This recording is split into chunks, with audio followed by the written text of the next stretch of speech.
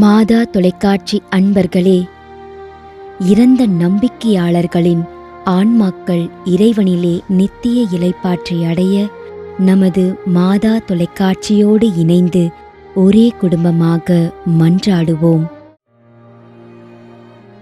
அருட்பணியாளர் மரிய சூசை ஆரோக்கியநாதன் 3ஆம் ஆண்டு நினைவஞ்சலி.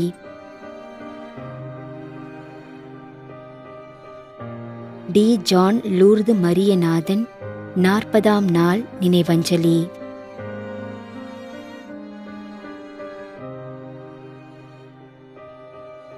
M. Francis.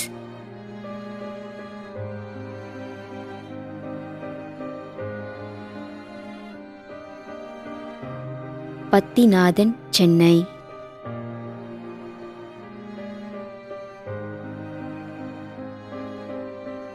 அருட்பணியாளர் ஏ. குழந்தைராஜ் 6ஆம் ஆண்டு நினைவஞ்சலி.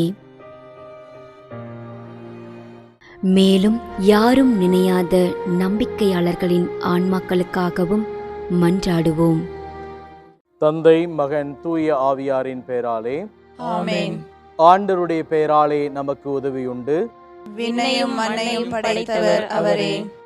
திருவெளிப்பாட்டு நூலிலிருந்து வாசகம்.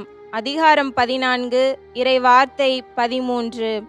விண்ணகத்திலிருந்து ஒரு குரலை கேட்டேன். இது முதல் ஆண்டவரோடு இணைந்த நிலையில் இறப்போர் பேறு பெற்றோர் என எழுது என்று அது ஒலித்தது. அதற்கு தூய ஆவியார், ஆம், அவர்கள் தங்கள் உழைப்பிலிருந்து ஓய்வு பெறுவார்கள், ஏனெனில் அவர்களின் செயல்கள் அவர்களை பின்தொடரும் என்று கூறினார். ஆண்டவரின் அருள்வாக்கு. இறைவனுக்கு நன்றி. நம்முடைய வாழ்ந்து இறந்து போன இறைவனின் அடியார்களுக்காகவும், மேலும் குறிப்பாக மாதா தொலைக்காட்சி வழியாக நீத்தார் நினைவில் என்று நினைவு கூறும் இறைவனின் அடியார்கள் அனைவருக்காகவும் மன்றாடுவோம். விண்ணுலகில் இருக்கின்ற எங்கள் தந்தையே, உமது பெயர் தூயது என போற்ற பெறுக. உமது ஆட்சி வருக.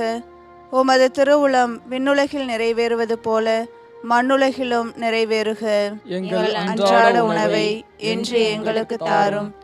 எங்களுக்கு எதிராக குற்றம் செய்வோரை நாங்கள் மன்னிப்பது போல எங்கள் குற்றங்களை மன்னியும். எங்களை சோதனைக்கு உட்படுத்தாதேயும், தீமையிலிருந்து எங்களை விடுவித்தருளும். ஆமென். மன்றாடுவோமாக. இறைவா, இரக்கம் காட்டுவதும் மன்னிப்பு அளிப்பதும் உமது இயல்பு. ஆகையால் உமது திருவடிகளுக்கு வந்துள்ள இன்று நாங்கள் நினைவுகூரும் ஆன்மாக்கள் மீது இரக்கம் கொண்டு அவர்களுடைய குடும்பத்தார் மற்றும் மாதா தொலைக்காட்சி குடும்பம் செலுத்தும் ஜெபங்களை ஏற்று அவர்களது குற்றங்களையும் அவற்றுக்குரிய தண்டனையையும் மன்னித்து அமைதியையும் முடிவில்லா வாழ்வையும் தந்திடுமாறு எங்கள் ஆண்டவராகிய கிறிஸ்து வழியாக உம்மை மன்றாடுகிறோம். ஆமென். நிலையான இளைப்பாறுதலை ஆண்டவரே இவர்களுக்கு அளித்தருளும்.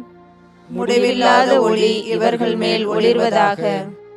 இறந்த நம்பிக்கையாளர்களின் ஆன்மாக்கள் இறைவனின் இரக்கத்தினால் அமைதியில் இளைப்பாறுவனவாக. ஆமென்.